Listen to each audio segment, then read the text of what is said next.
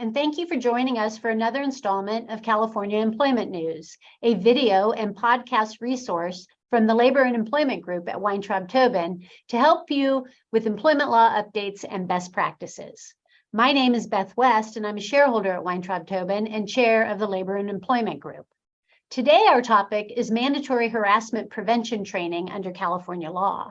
My hope is that this is a reminder and refresher for you as a California employer, and not the first time that you are hearing about this requirement. California law prohibits discrimination, harassment, and retaliation in the workplace.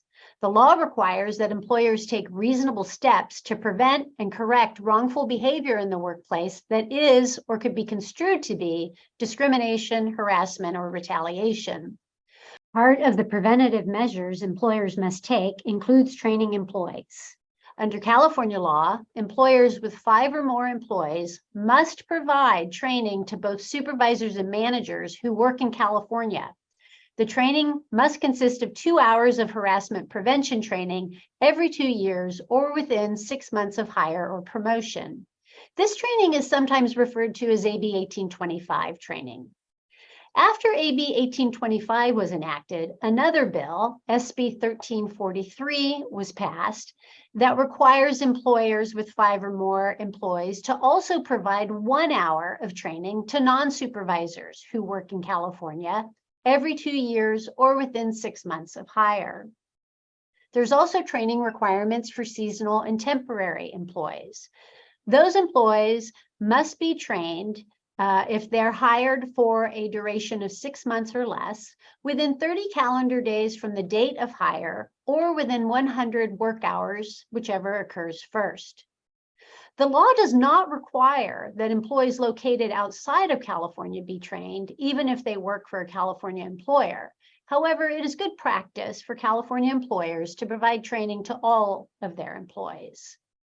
The trainer who provides this statutory training must be qualified and experienced in the subject matter of the training. The regs provide that the following kinds of individuals can provide training: a licensed California attorney with at least 2 years of practice, an HR professional or harassment prevention consultant who has at least 2 years of practice and experience in harassment prevention training, or a higher education instructor with a postgraduate degree or a California teaching credential, provided they've got at least 20 plus hours of instruction about harassment prevention under California law. The training for both supervisors and non-supervisors also has to cover certain topics. For example, the training has to define what sexual harassment is under California's Fair Employment and Housing Act and under Title VII of the 1964 Civil Rights Act. The training also has to discuss the types of conduct that can constitute sexual harassment and include a discussion that harassment based on gender identity, gender expression, and sexual orientation can also take place because those are protected classes under California law.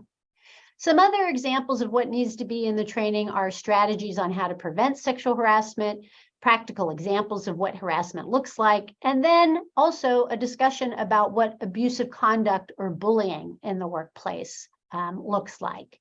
And then finally, the regs really do require that there be some interactive hypotheticals and examples so that the attendees can apply and understand the contents of the training.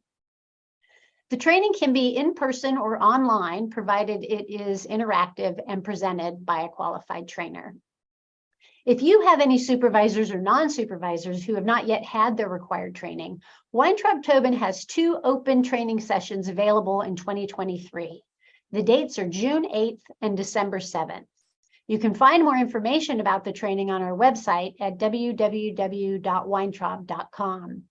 In addition, the Labor and Employment attorneys at Weintraub Tobin offer on-site training for employers who wish to provide training to their supervisors or their non-supervisors at the workplace.